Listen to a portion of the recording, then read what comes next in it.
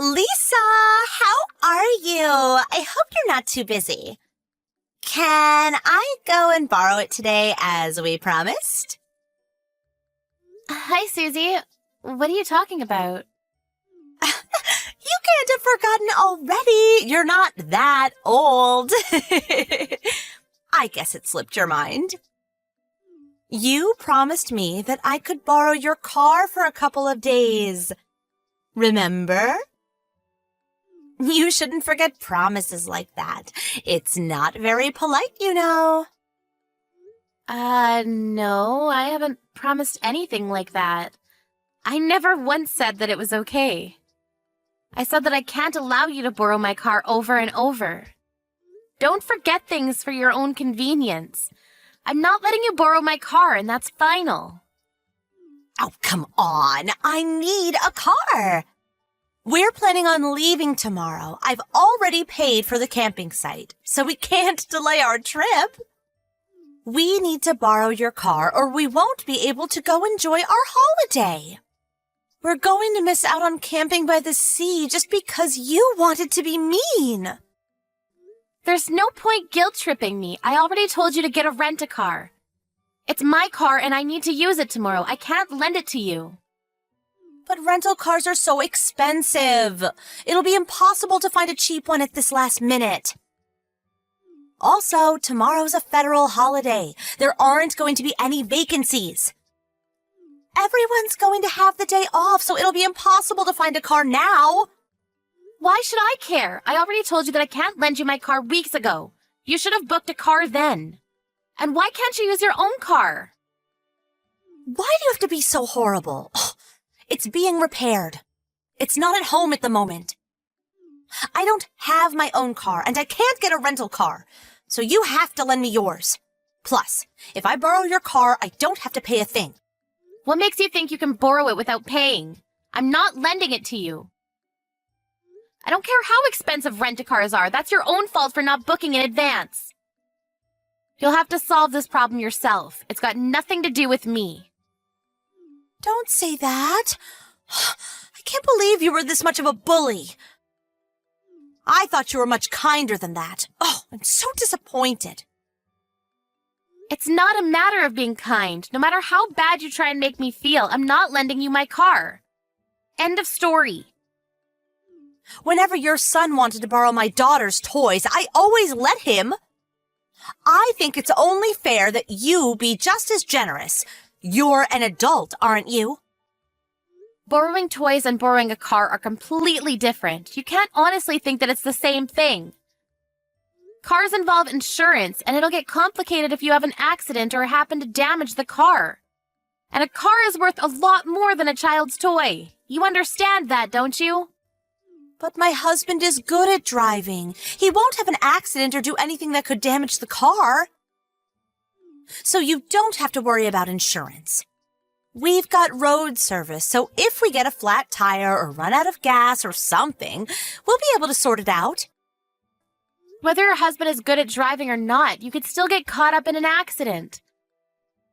I'm talking about if someone is injured. I can't let you borrow my car. That would be too irresponsible. Find a rent-a-car. Oh, please! It's just for a few days. You can't be that selfish. Why can't you be a bit more understanding? That's what I want to say. If you think I'm being selfish, then so be it. Anyway, I've got to get back to work. I have a meeting, and I don't have time to be discussing this with you. I'm not going to be able to respond to your messages, so there's no point in messaging me.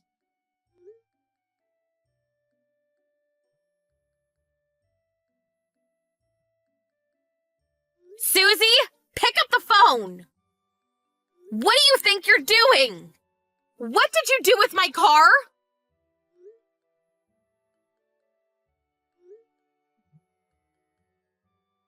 There's no point pretending that your phone is off. I know that it was you who took my car.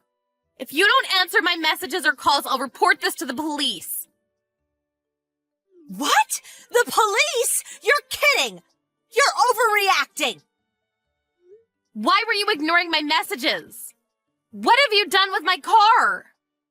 I can't believe you'd take it without my permission. What is wrong with you? I told you that I didn't want to lend it to you. You're so rude! I didn't take it without permission! Your husband was the one that gave me your car keys.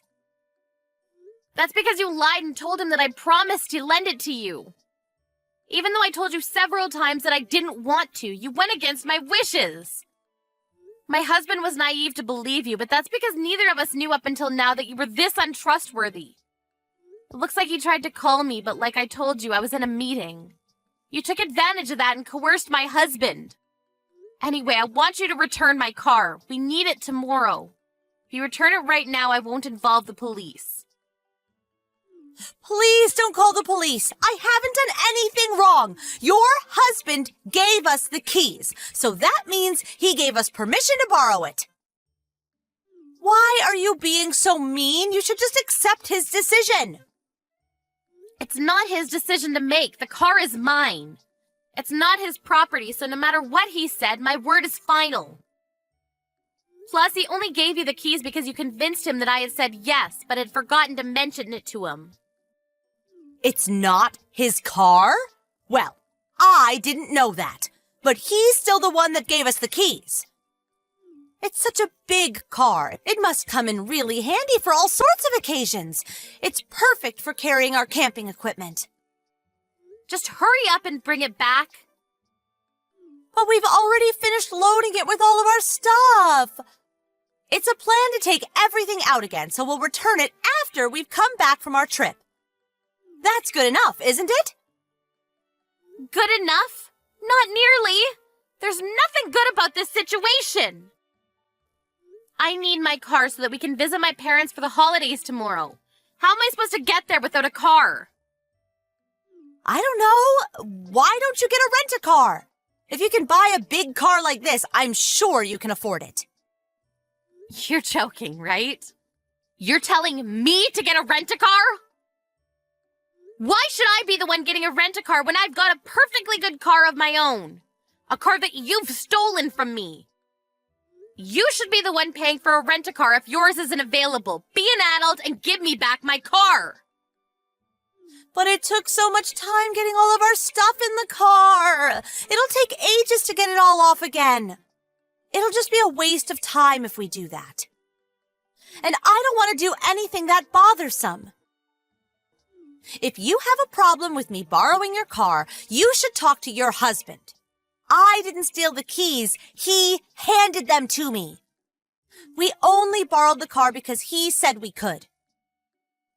It's not our fault you didn't talk to your husband about not letting us borrow your car. Our kids get along really well, so you don't want to ruin their friendship with something so trivial, do you? If they knew what you were saying, they would be really disappointed. I'm sure your son would be happy to let us borrow the car for a day or two. Right now, Sam's opinion and my husband's opinion don't matter. That's my car you've taken. I'm going to pick it up, so please unload your things and have it ready for me to take home. I'll have to take a taxi to go to your place, so expect a bill in the mail. I wouldn't have had to do this if you had just given me back my car, but I had no choice. You can't come here. Even if you do, there's no point. We've already left. Instead of wasting money on a taxi, you should go home. I know that you're lying and you're still at home. Did you forget that Sally lives opposite you? She called me to tell me that my car was parked on the side of the road. She also told me that parking there is off limits because there's a crosswalk nearby. You were pretty confident that you wouldn't cause an accident, but you're already doing something so irresponsible. How am I supposed to trust you with my car? By the way, Sally thought about calling the police since it's pretty dangerous, but she was kind enough to call me first since she recognized it as my car. I made it clear that I hadn't parked it there and told her that it had been stolen, so you better hurry up and get your things out and return it to me before I really do call the police. You told her that I stole it? How could you say that? How could you accuse me of something like that? It's not an accusation, it's the truth. I'm asking you to return it, but you're refusing. That means that you've stolen it.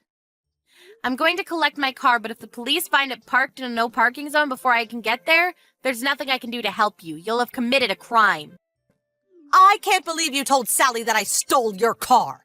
I can't believe you have the nerve to victimize yourself like that. I haven't done anything to deserve all of this. I thought you were so kind, but now I know that was all an act. You're horrible. How could you spread rumors about me like that? I thought we were friends. You say you haven't done anything. You took my car without my permission. And then you parked it in a no parking zone. What were you thinking? If your definition of kind is letting you step all over me, then you're just being selfish.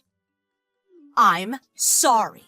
I didn't think you would be so bothered by me borrowing your car. But you didn't have to tell Sally that I had stolen it. You went too far, Lisa. I can't believe I ever thought of you as a friend. I told you over and over again that I didn't want to lend you my car. How many times do I have to tell you no before you understand that it means no? And I haven't spread any rumors. I've only told Sally the truth about what happened. Don't guilt trip me. Oh, okay. I understand that you didn't want to lend me your car. But please, don't call the police. You're just overreacting. I've already apologized. You should forgive me already. The situation has gone beyond being settled by a simple apology. Wait. You got a scratch on my car? What? What are you talking about? We haven't done anything. I told you my husband is a good driver. I'm on the phone with Sally and she went to take a look at my car for me. She told me that there was a scratch on the side, on my door. What have you done? This is one of the reasons why I didn't want to let you borrow my car. It's not my fault. Somebody must have scratched it when they passed by. They should have taken more care when they drove by. It's not my responsibility, so I don't have to pay anything, do I? You're at home, aren't you? I've had enough of discussing this with you. Would you hurry up and return my car? If you won't, I'll have to call the police. I'm not taking no for an answer. I said I'm sorry. How many times do I have to apologize? We'll be back from our trip tomorrow, so I'll return it then. It's just a scratch, so it's not like it needs urgent repairs. No, you're returning it now! If you don't come back with my car within an hour, I'm reporting it to the police as a theft. Once I've called the police, I'll have to head to yours in a taxi to collect my car, so I'll be billing you with a taxi fee. Do you understand? I'm being very serious. I want my car back. Wait a minute, just calm down. You're being really unreasonable. My husband's apologizing too, so please forgive us. Ugh, he said that he got carried away. Please calm down. Don't call the police on us. We didn't mean to do anything. Carried away. He says he got carried away?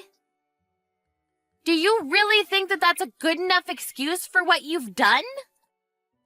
You stole and got a scratch on my brand new car after I told you repeatedly that I didn't want to let you borrow it. Your husband knew that I hadn't given you permission, but he still cooperated with you. I can't believe either of you. You really must be perfect for each other if you can be so accepting of your partner's crimes. May is apologizing too, so would you please forgive us? We'll babysit Sam whenever you want. You must be really busy with work, so dealing with the police will take up a lot of time, don't you think? Let's just forget about this. Why are you bringing May into this? She's your daughter, but the only ones that are to blame are you and your husband. Why should she be apologizing with you? May has no reason to feel bad for any of this. I thought that you were still kind enough to forgive us if May apologized with us. Oh, I'm sorry, I wasn't thinking. I've already called the police. What? You're joking. I'm heading over, so have my car ready for me to take home. I want everything you've loaded into it removed. If it's still got stuff in it when I arrive, I'll take it home anyway and have everything given to charity. I suggest you work very quickly. You haven't actually called the police, have you? You're just playing with me, right? Sally was kind enough to stay with the car, so it hasn't been towed, but if she hadn't been standing by the car, you might have been left with a ticket. Yeah, but it's not that big a deal. I thought it would be okay if we left for just one night. I didn't think there would be any problem. Are you already on your way? It would be a waste to pay for a taxi. I'll have my husband take your car back to you, so you don't have to come. You don't have to call the police either. I'm already on my way. I can't trust anything you say anymore. And God forbid, I don't want things made worse by your husband having an accident on the way to my place.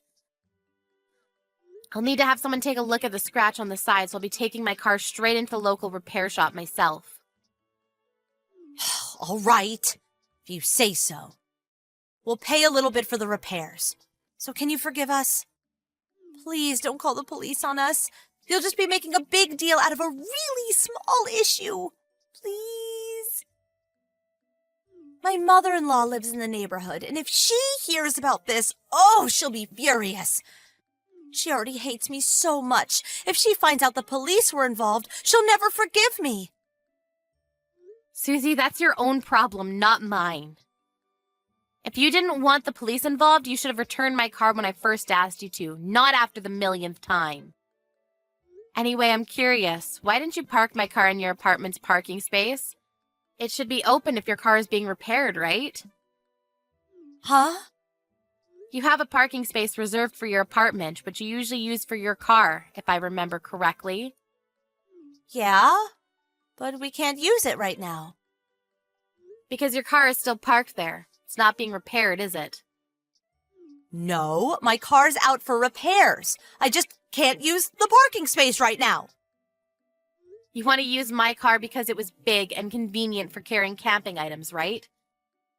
Your car wasn't big enough, so you decided to use mine. You lied to me about that too, didn't you? I'm sorry. I didn't mean to. I didn't know how to explain. I thought you wouldn't let me borrow your car if you knew that mine was still usable. I missed the chance to tell you the truth. You didn't mean to? You clearly thought that the best way to get me to lend you my car was to deceive me. You can't pretend that you didn't lie on purpose. You say you missed the chance to tell me, but I don't think you ever planned to tell me the truth. And you wonder why I can't trust you with my car? I'm really sorry.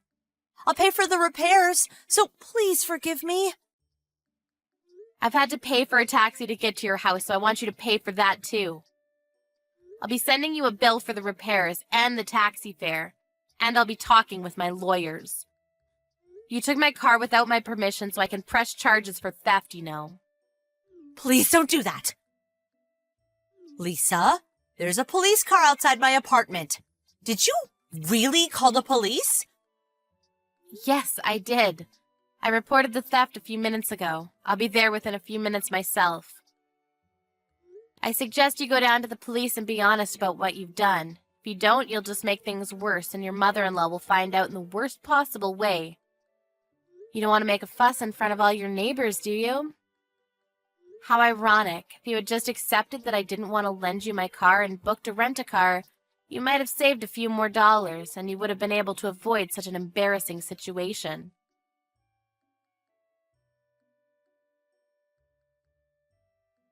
In the end, a police car had come to check up on the situation, not just because Lisa had reported the theft, but because there had been calls from the neighbors about the car being parked in a no-parking zone.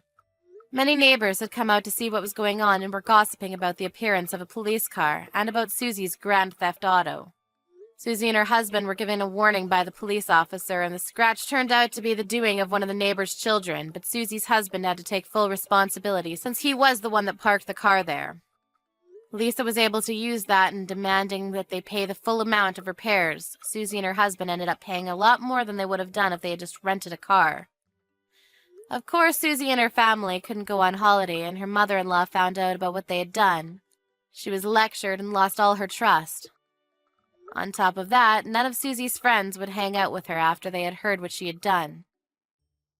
She had to pay a lot more than she expected financially and socially, and so